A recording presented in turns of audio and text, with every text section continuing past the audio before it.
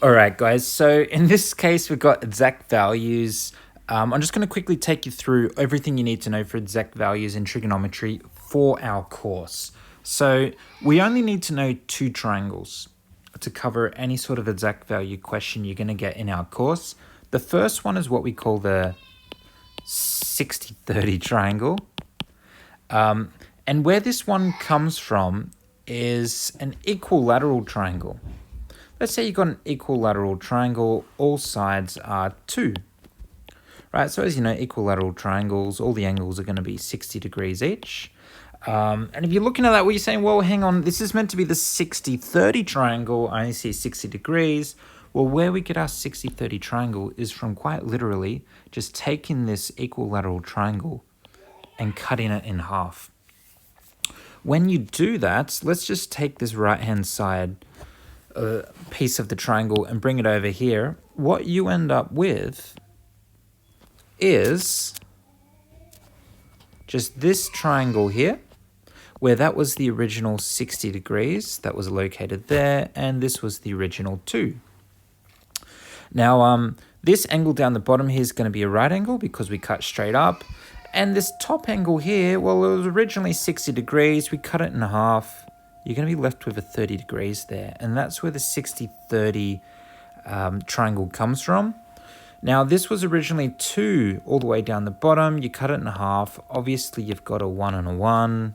So this side here is going to be of length 1.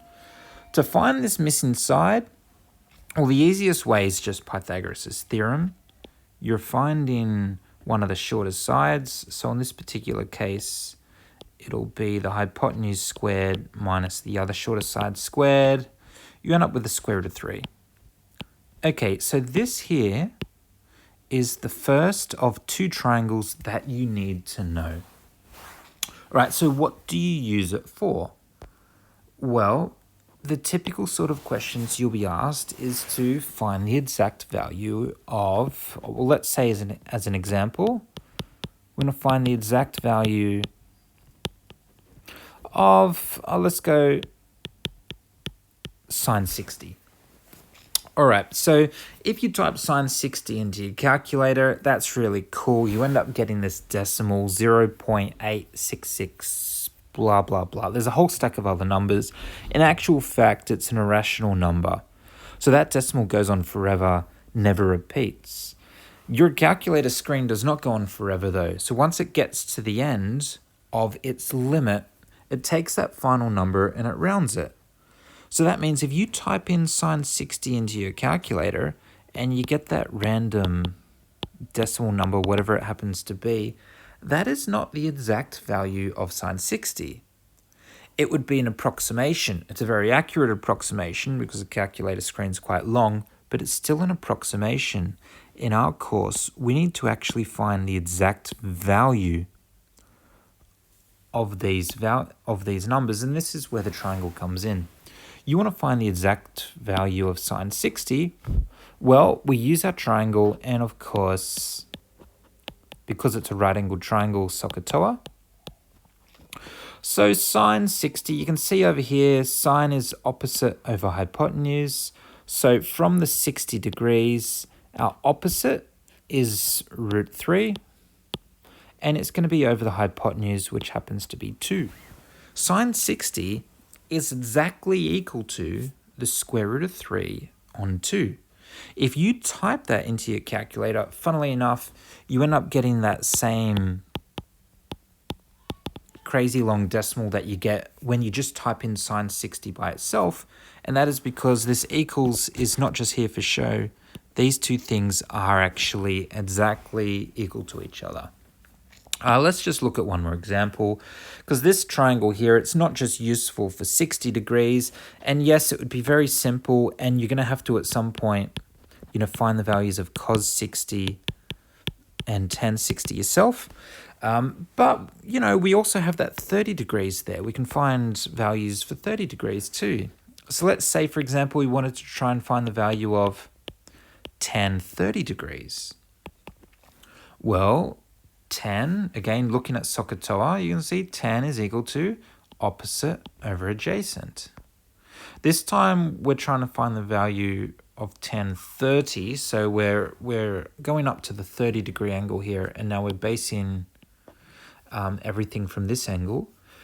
So tan 30 would be opposite, which is 1, right? It's on the opposite side of the 30 degrees, and the adjacent would be the side right next to it, which is the root 3. Tan 30 is exactly equal to 1 on root 3. You type tan 30 into your calculator, you get an approximation, you get the decimal, right? But this is the exact value, 1 on root 3.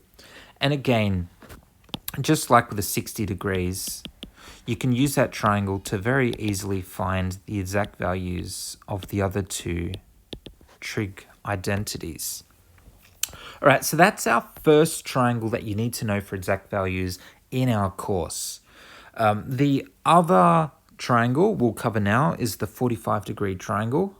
I'll go over to a new page, hopefully. All right, cool. So the 45-degree triangle, right, the way it looks is this. Here it is. You've got a right angle there. These two sides will be of length 1. And of course, if that's 90 degrees, these two angles are the same. They're going to be 45 and 45 degrees. The way you find the length of the hypotenuse, again, there's multiple ways, but the easiest would just be Pythagoras' theorem. Since you're finding the hypotenuse, it'll be the first side squared plus the second side squared. You've got the square root of 2. Okay, so this here, let me just cloud it up, is the second triangle you need to know.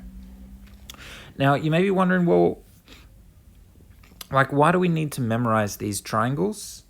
The alternative is if you didn't memorize the triangles, let me just go back to the 60-30 one because we've already covered it, right? You would actually have to then go ahead and memorize the exact values of every single one of these things. I'm suggesting instead of memorizing 6 different values, it might be easier to just memorize the triangle. So you memorize just this one triangle, and then you can use that triangle at any point to find any of those values. I just think it's a little bit more efficient, particularly for the people that don't want to just sit down and just memorize, because like I'm saying, tan 60 is going to be different, sine 30 is going to be different from sine 60. You don't want to sit down and memorize the numbers, better off just doing the triangles. So that triangle there, here's our other triangle, and again, the way you use it is exactly the same. In this case, it's only really good for 45 degrees, but here we go. Let's say we find the value of sine 45, and I don't mean just the value, I mean the exact value, right? We don't want an approximation. Otherwise, you could just throw it into your calculator. So in this particular case, sine 45, here, I'm going to write it down again. But you guys know SOHCAHTOA. Sine is going to be the opposite over the hypotenuse. So let's pick, well, funnily enough, we can choose any 45 degrees. I'll just choose the bottom one here. So sine 45 will be opposite, which is 1, over the hypotenuse, which in this case is the square root of 2. If I wanted to find the values of, let me just get rid of that underline because it was starting to look like a B. I was getting triggered. So, and let's say, for example, we had the value of, tan 45, nice and simple. You just use the triangle. What is tan? It's opposite over adjacent. Opposite will be 1 over 1. Hey, look at that. It's actually just the value 1. For this one here, you actually could have used the calculator because it wasn't an irrational number. And that is the case for a couple values in the 60-30 triangle as well. But anyway, these are the exact value triangles. And this is how you use them to find the exact value of different particular trig questions, which you'll need for the textbook exercise 5A. All right, thank you very much. Hope that made sense. And again, if you have any questions, just, leave comments and I'll get to it. All right, thank you. Bye.